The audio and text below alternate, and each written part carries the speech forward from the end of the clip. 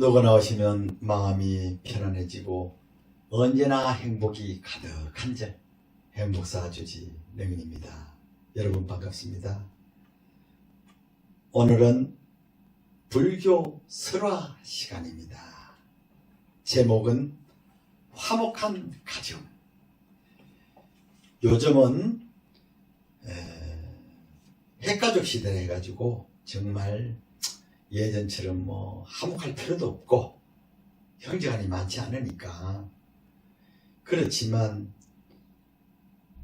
자식은 많지 않더라도 우리 부모 세대는 정말 화목하게 그렇게 사는 가정이 많았습니다. 이러한 설화는 예전을 기준으로 한 것 같지만 그래도 이 화목이라는 것은 사회 우리가 이웃하고도 잘 지낼 수 있고 이래야 되는데 정말 너무 사람들이 계산적이고 사무적이라서 안타깝습니다. 화목한 가정.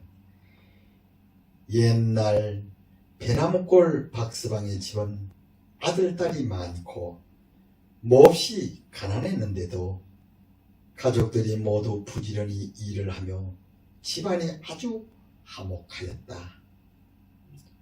박서방네 집 앞을 지나가는 사람들은 언제나 즐거운 웃음소리를 들을 수 있었다. 저 집은 어쩌면 저렇게 화목하고 즐겁게 살까? 참 부러운 일이야. 이웃 사람들도 칭찬을 아끼지 않고 이렇게 말하곤 했다. 박서방 집과는 반대로 밤나무골에 사는 최서방네 집은 식구도 적었지만 논밭이 많아서 살림이 넉넉했는데도 어느 하루 조용한 날이 없이 다투면서 살았다.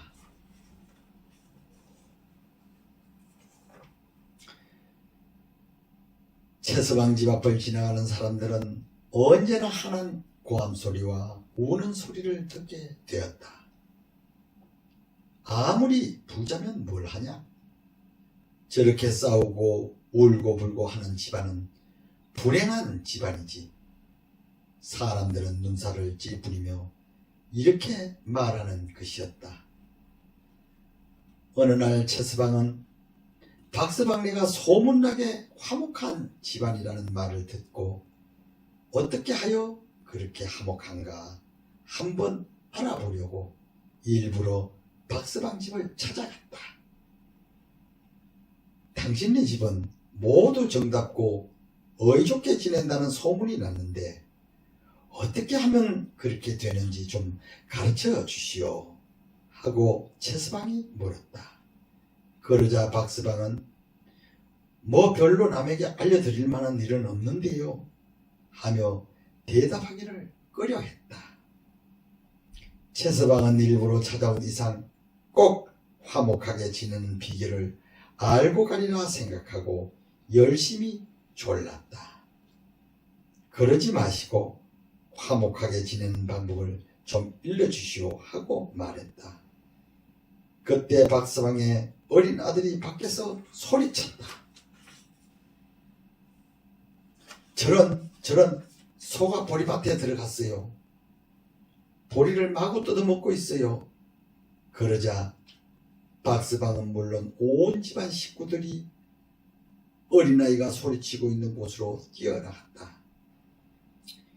가서 보니 집 앞 보리밭에 소가 들어가서 보리를 뜯어먹고 있다가 달려오는 사람들에게 놀라 밭에서 이리 뛰고 저리 뛰며 보리를 모두 짓밟고 있었다.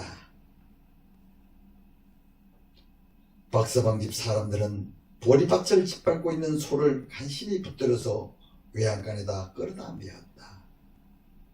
그것을 본 최서방은 혼자서 생각했다.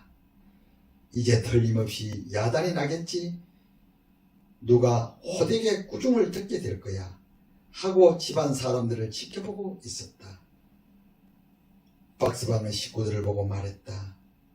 그거 참, 아침 일찍 내가 소를 풀밭 나무에 매두지 않았기 때문이야. 내가 큰 실수를 했어. 그러자 박서방의 아내가 미안하다는 듯이 곧 말을 이었다. 아니요.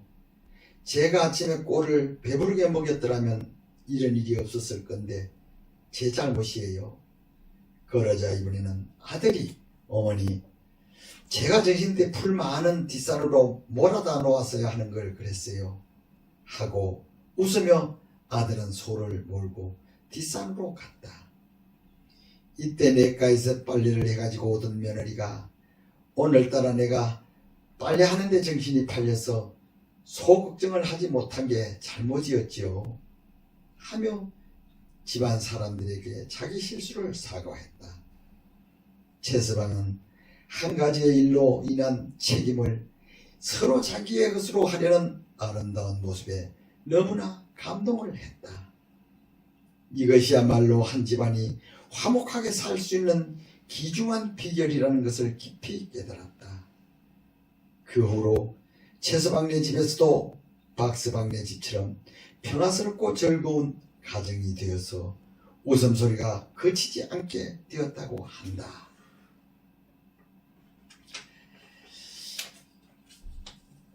참 이게 그냥 이야기지만은 화목이라는 것이 정말 쉬운 거 아니죠.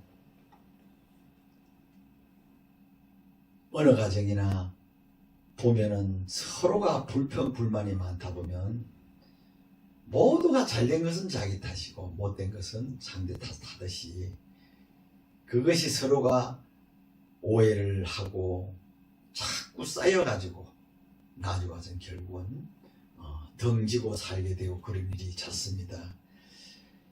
요즘에는 화목의 기준이 물질로 인해 가지고 많이 일어나요. 부모님이 재산이 있거나 없거나 간에 돈 때문에 많이 일어나더라고요. 예전에는 참 식구가 많고 정말 가난해도 화목한 집은 정말 조자손 3대가 그대로 살면서도 서로 불만하지 않고 정말 행복했었는데 지금은 부모님을 모시지 않고 살아도 그렇게 불만들이 많아요. 그렇다 보면은 자연적 화목은 깨지게 되어 있습니다. 왜 그러냐? 모두가 내 위주로, 자신의 위주로 생각하기 때문에 그런 것 같습니다. 우리가 이러한 설화를 보면서 지금 이 순간이라도 형제가 있다면 전화라도 또 만나서 서로 대화라도 지난날 서로가 오해한 일이 있다면 풀 수 있는 방법을 찾아보는 것도 좋지 않을까 생각을 합니다. 제가 재미있는 불교 이야기에서 이 세상에 우리는 무엇하러 왔으며 어디로 가는가 하는 것을 한번 얘기한 적이 있습니다. 언젠가 우리는 떠납니다. 누구 하나 영원히 살 수는 없습니다. 그 시간이 되어서 후회가 남지 않으려면 이 세상에 사는 그 삶이 정말 따뜻하고 아름답고 향기롭고 둥글둥글한 그러한 삶이 되어야 한다고 생각을 합니다.